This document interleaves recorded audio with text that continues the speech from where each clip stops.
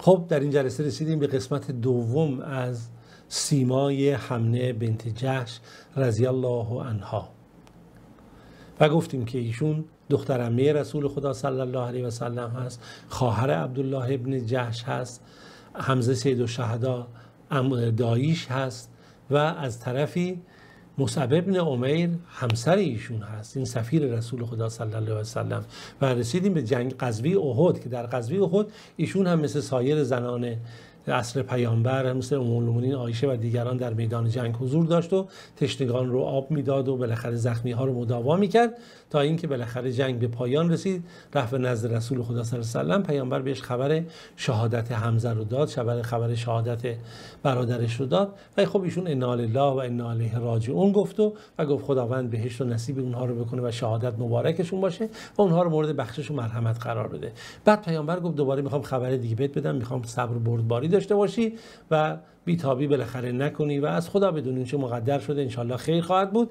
و اون گفت یا رسول الله چیه؟ گفت همسرت مصعب ابن عمیر هم شهید شده. اینجا ایشون بالاخره واحزنا سر داد و قبراز اندوه کرد و پیامبر صلی الله علیه و آله گفت یا حمنه دختر عمه‌شه دیگه. گفت چی شده تو رو؟ چرا در مورد دایی، در مورد برادرت این کارو نکردی؟ به شوهرت که رسید این کارو کردی؟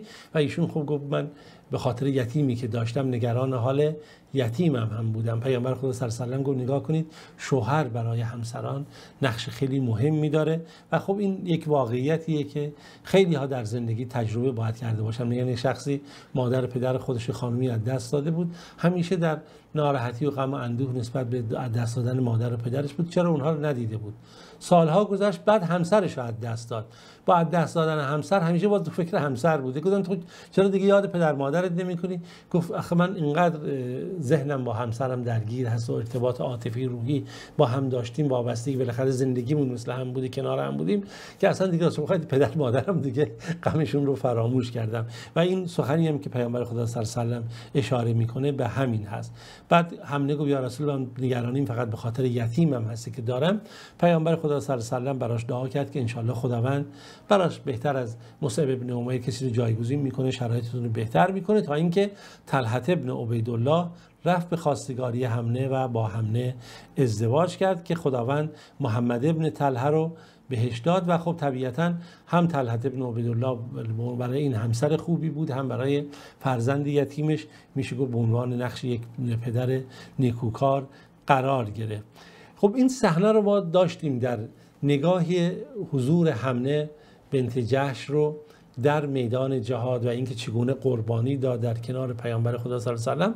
بعد در جنگ خیبر هم جالبی که ایشون در کنار رسول خدا صلی الله علیه و سلم هست و بعد که پیامبر بالاخره خیبر رو فتح میکنه به ایشون هم 30 تا پیمانه، مثلا همون پیمانه مثلا میشه گفت مثلا از همون غنایم جنگی از مواد غذایی که اونجا به دست اومده بود بهش داد. منابع تاریخی نقل میکنن که حمنه زمانی که محمد ابن طلحه رو به دنیا آورد پسرش رو، پیش رسول خدا صلی الله علیه و سلم رفت و گفت یا رسول الله یه اسمی رو شما براش انتخاب بکنید. رسول خدا صلی الله علیه و سلم این فرزند رو سرشون بالاخره به تبرک مسح کرد و اسم محمد رو برش گذاشت. برخی گفتن که کنیه هم ابوالقاسم بهش داد. حالا میگن چند نفر بیشتر در اون موقع تاریخ کنیه ابوالقاسم بهشون بیشتر داده نشده، اما این محمد ابن طلحه که مادرش حمنه هست میگن خیلی اهل عبادت بود، خیلی اهل سجده بود. به همین سبب یکی از اسامی که به ایشون داده بودن سجاد بود، به خاطر اینکه عباسشون در سجده و عبادت بود، انسان زاهد و عابدی بود که در واقعه جمل ایشون کشته شد. در هر صورت اونچه که اینجا نقل شده دیگه در مورد حمنه میگن فرزند دیگه ای هم به دنیا آورد به نام عمران که از طلحه هست که رضی الله عنهم اجمعین. حمنه بنت جحش دارای فضایل و بالاخره جایگاه خاصی بین مسلمانان بود و از همه مهمتر خب ایشون جز کسانی که از پیامبر خدا صلی الله علیه و سلم روایت حدیث میکنه، هم پس فرزندش عمران بن طلحه هم از ایشون روایت حدیث داره. اما یک موردی رو میخوایم در تاریخ نقل بکنیم که نشون دهنده جایگاه ایشون و مکانت و به قول معروف موقعیت ایشون نزد مسلمانان هست، به ویژه نزد ام المؤمنین زینب رضی الله عنها. خوب دقت بکنید، نقل شده که زمانی که وفات ام المؤمنین زینب رضی الله عنها نزدیک شد، رو به خواهر خودش کرد، رو به حمنه کرد، گفت نگاه بکن که من برای خودم کفنی رو آماده کردم، اما من فکر میکنم بعد از مرگ من عمر هم کفنی بفرسته، پس من میخوام که اگر عمر فرستاد کفن، یکی از این 2 کفن رو شما صدقه بدید، یعنی دیگه اینو با نگه ندارید در طرف من. جالب این نکته اینجاست که وقتی ایشون وفات کرد، رسول خدا که میگه عمر رضی الله عنه خب 5 تکه پارچه فرستاد که با اون پارچه ها ام المؤمنین زینب رو کفن بکنن. خب حمنه که اینجا خب به عنوان هم وصی خواهرش حساب می‌شد، هم مورد اعتماد خواهرش، خب طبیعی بود که با اون مواردی که عمر فرستاده بود ام المؤمنین زینب رو با اون 5 تکه پارچه کفن کرد و اون یکی دیگر رو، کفنی که آماده کرده بود، اون کفن رو چیکار کرد؟ ایشون صدقه داد و بخشیدش.